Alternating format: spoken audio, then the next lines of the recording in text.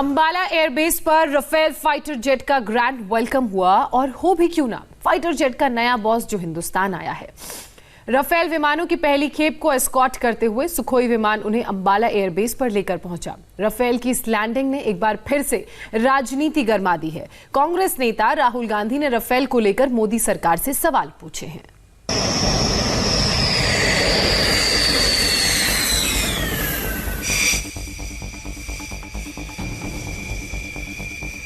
एक एक कर आसमान के बेताज बादशाह 5 राफेल फाइटर जेट अंबाला के एयरबेस पर पहुंचे तो उनका कुछ इस तरह वाटर सैल्यूट कर इस्तकबाल किया गया।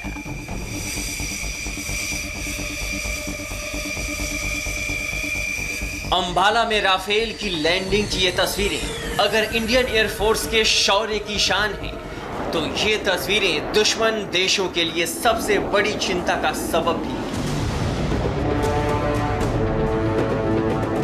इंडियन एयरफोर्स को 21 साल के बाद कोई फाइटर जेट मिला है। 30 साल से वायुसेना जंगी जहाजों की मांग कर रही थी। 30 साल में कितनी सरकारें आईं और चली गईं, लेकिन वायुसेना की मांग फाइलों में ही दबी रही। लेकिन बुधवार को जब आसमान का सीना चीरकर 5 राफेल विमान अंबाला के एयरबेस पर लैंड किए तो उनका स्वागत स्वैग से किया गया। राफेल विमानों की पहली खेप को एस्कॉर्ट करते हुए सुखोई विमान उन्हें अंबाला एयरबेस पर लेकर पहुंचे, जहां पर राफेल इंडियन एयरफोर्स की 17वीं स्क्वाड्रन गोल्डन एरोज का हिस्सा बन गए हैं।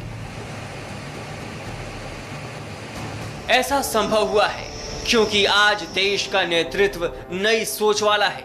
प्रधानमंत्री नरेंद्र मोदी बोल्ड फैसले लेने वाली सरकार की अगुवाई कर रहे हैं। अगर राफेल की डिलीवरी वक्त से पहले हो पाई है तो इसके लिए सिर्फ और सिर्फ प्रधानमंत्री नरेंद्र मोदी की दृढ़ इच्छा शक्ति और मजबूत इरादे जिम्मेदार हैं। राफेल के भारत में गृह प्रवेश का पीएम ने अपने खास अंदाज में स्वागत किया।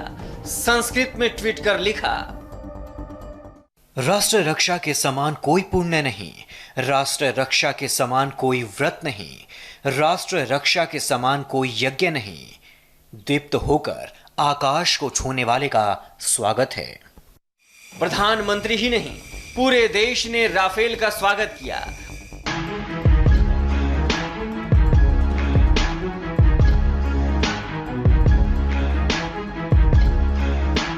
फाइटर पायलट्स की इस टीम का नेतृत्व ग्रुप कैप्टन हरकिरत सिंह ने किया।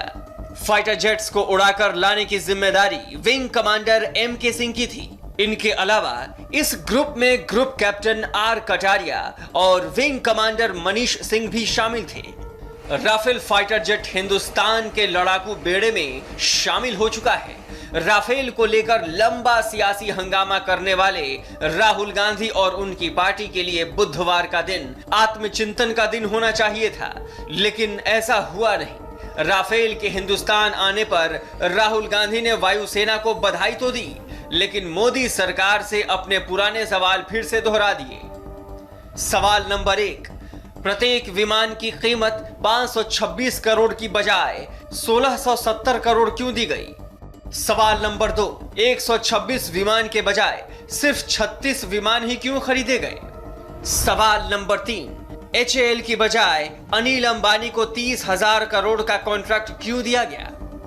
साफ है कि राफेल डील पर राहुल लगातार हमलावर रहे हैं और राहुल का यह हमला राफेल के गोल्डन एरोज का हिस्सा बनने के बाद भी जारी है। राहुल सरकार से फिर वही सवाल कर रहे हैं जिन्हें सुप्रीम कोर्ट भी खारिज कर चुका है।